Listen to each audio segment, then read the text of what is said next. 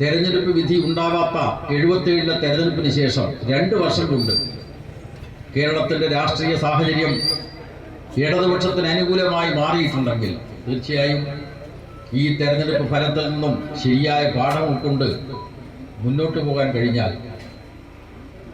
നാം ഉയർത്തിപ്പിടിച്ച ശരിയായ നയങ്ങൾ കൂടുതൽ ജനങ്ങളെ ബോധ്യപ്പെടുത്താനായാൽ തീർച്ചയായിട്ടും നമുക്കിനിയും മുന്നേറ്റങ്ങൾ ഉണ്ടാക്കാൻ കഴിയും.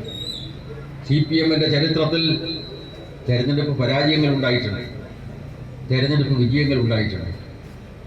ഓരോ ഘട്ടത്തിലും പാർട്ടി പ്രതിനിധാനം ചെയ്യുന്ന വർഗങ്ങൾ, ജനവിഭാഗങ്ങൾ അവരുടെ താല്പര്യങ്ങൾക്ക് വേണ്ടിയുള്ള സമര പോരാട്ടങ്ങളാണ്, ഉറച്ച നിലപാടുകളാണ് പാർട്ടി കൈക്കൊണ്ടിട്ടുള്ളത്.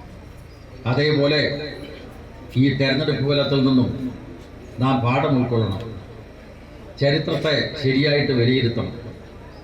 അതിൻ്റെ അടിസ്ഥാനത്തിൽ നമുക്ക് മുന്നോട്ട് പോകാനുള്ള ഊർജം നാം സംഭരിക്കണം.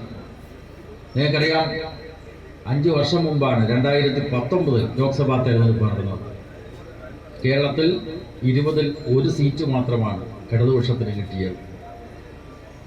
2 വർഷം കഴിഞ്ഞ് 2021-ൽ നിയമസഭാ തെരഞ്ഞെടുപ്പ് നടന്നപ്പോൾ അസംബ്ലിയിൽ ഇടതുപക്ഷത്തിന് മുമ്പ് കിട്ടിയിട്ടുള്ള 16-ൽ കിട്ടിയിട്ടുള്ള സീറ്റുകളുടേക്കാൾ കൂടുതൽ എണ്ണം 2021 നിയമസഭാ തെരഞ്ഞെടുപ്പിൽ കിട്ടി. 99 സീറ്റുകളോടുകൂടി കേരളത്തിൻ്റെ രാഷ്ട്രീയ ചരിത്രത്തിൽ ആദ്യമായി CPM നേതൃത്വത്തിലുള്ള ഒരു ഗവൺമെൻറ് തുടർഭരണം നേടിയിട്ടുള്ള ഒരു സംസ്ഥാനമാണ് കേരളം.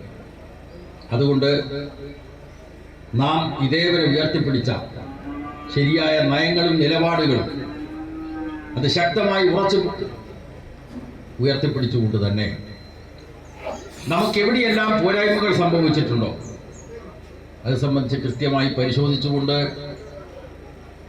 അതിൽ നിന്ന് പാഠം ഉൾക്കൊണ്ടുകൊണ്ട് മുന്നോട്ട് പോകാനായാൽ തീർച്ചയായും നമുക്കിനിയും തെരഞ്ഞെടുപ്പ് മുന്നേറ്റങ്ങൾ ഉണ്ടാക്കാൻ കഴിയും.